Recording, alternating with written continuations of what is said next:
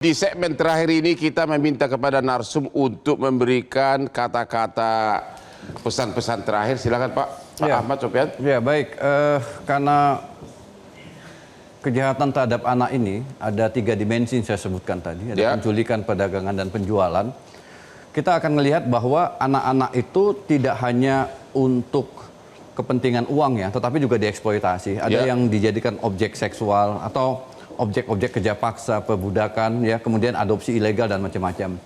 Jadi menurut pandangan saya ada beberapa aspek yang harus dilakukan ya, terutama dari pihak kepolisian. Karena dimensi hukum pidana itu salah satunya adalah bagaimana menemukan penyebab terjadinya tindak pidana itu. Itu satu tadi sudah dijelaskan oleh Ibu Hanifah. Kemudian bagaimana menemukan anak tersebut? Apakah itu korban penculikan?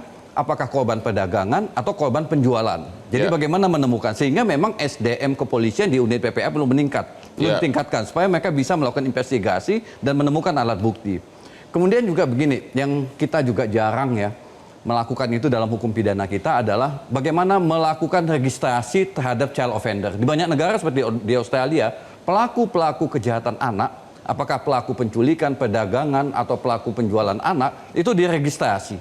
Jadi ada registrasi child offender. Jadi mereka ada database-nya. Kenapa? Karena pelaku kejahatan terhadap anak ini adalah sindikat yang terorganisir. Sama seperti narkoba, sama seperti pelaku-pelaku pencucian uang, korupsi yang terorganisir. Ada yang merekrut, ada yang di tengah-tengah fasilitator, lalu ada yang menghilangkan atau yang membeli anak-anak tersebut di ujungnya, dieksploitasi. Sehingga para pelaku ini perlu diregistrasi ketika mereka sudah dihukum. Tapi kalau belum dihukum tentu nggak bisa karena pelanggaran hak asasi manusia. Jadi registrasi child offender itu adalah bukan sesuatu yang melanggar hukum, tetapi bisa mengetahui bagaimana jejaring pelaku kejahatan penculikan, perdagangan maupun penjualan anak tersebut. Terima kasih. Ibu Firda masih ada? Pak. Ibu Firda masih ada? Ya, masih Pak. Oke. Ibu Firda yang sudah 3 tahun kehilangan anaknya diduga diculik, mungkin Ibu mau mengucapkan sesuatu yang ditonton oleh seluruh rakyat Indonesia. Silakan Bu.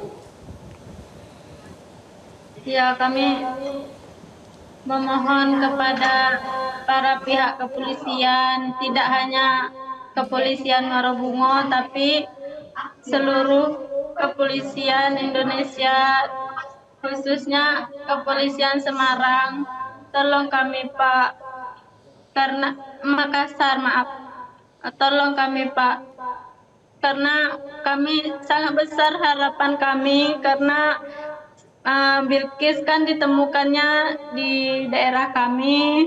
Kami sebagai orang tua Kenzi, kami sangat berharap anak kami juga bisa ditemukan seperti Bilkis. Jadi mohon bantuannya Pak. Bapak-bapak sekalian, bantu kami Pak. Kami tidak sanggup jika harus menunggu terlalu lama lagi.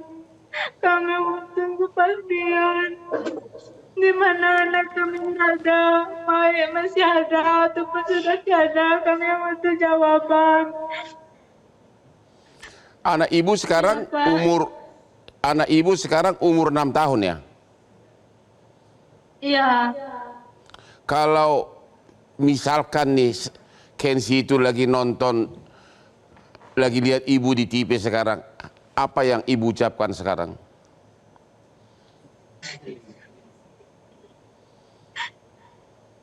Kenzi, ayo nak, pulang ya. Ibu sama ayah rindu Kenzi, semua orang rindu Kenzi. Maafin ibu karena tidak bisa menjagakan dengan baik. Tolong berikan ibu satu kesempatan lagi untuk menjadi ibu yang baik untuk Kenzi. Seandainya pun orang yang ada di balik semua ini sedang menonton, saya mohon dengan sangat, tolong kembalikan anak saya. Oke, semoga ibu tabah. Mungkin kalau ada fotonya Kenzi mungkin dikasih nanti ke sekretarisnya Kapolri agar disebarkan di seluruh kepolisian. Kami turut bersedih Bu ya. Kepada Ibu Hanifah, mungkin ada pesan terakhir dari Ibu sebagai ahli kriminolog. Kejahatan itu bukan karena niat dari pelaku untuk melakukan kejahatan, tapi Ya. karena lemahnya kontrol sosial dan hukum yang tidak ditegakkan. Lemahnya, bukan faktor kemiskinan ini.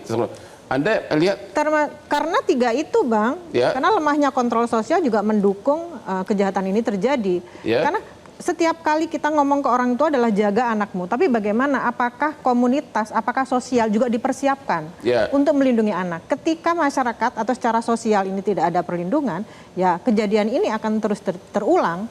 Jadi Ya. bukan bagaimana cara menghukum pelaku, karena sampai saat ini pelaku yang tertangkap hanya yang bagian bawah. sudah berapa kasus penculik anak ketangkap? Ada Ibu punya datanya? Saya tidak punya datanya, Ya. tapi dari beberapa literatur yang tertangkap hanya bagian bawah. Maksudnya Artinya pelaku bagian kecil hitman. gitu? Iya, karena ada tiga tingkatan. Yang pertama mastermind, kedua middleman, yang Ya. ketiga hitman. Hitman lah yang Ya. sering tertangkap. Jadi sebetulnya bukan seberapa banyak yang tertangkap dan seberapa tambahan hukuman, tapi bagaimana ekosistem penculikan ini selesai. Ya. Nah, itu kan perlu kontrol sosial. Ya. Ketika kontrol sosial berarti masyarakat ikut menjaga anak-anak kita. Insya Allah penculikan ini akan bisa ditekan dengan signifikan. Terima kasih Ibu Hanifah. Ibu Lisda sebagai wakil rakyat, apa himbauan Ibu pertama kepada aparat kepolisian dan kedua kepada para orang tua anak? Ya, setiap anak yang hilang ini bukan cuma angka, Bang. Tapi ini merupakan dunia yang hancur, hati yang patah dari Ya. kedua orang tua, derayan air mata. Untuk itu negara harus hadir di Ya. depan.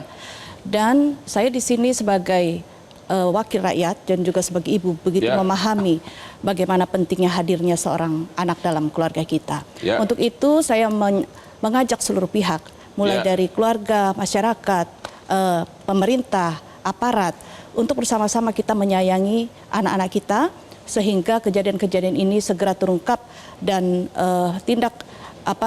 dari aparat penegak hukum ini dapat segera bertindak cepat, tegas dan juga serius sehingga kita masih berharap ada kabar baik anak-anak kita tersebut. Menurut Ibu dapat 221 penculikan hanya tahun ini sudah termasuk tingkat darurat atau bagaimana?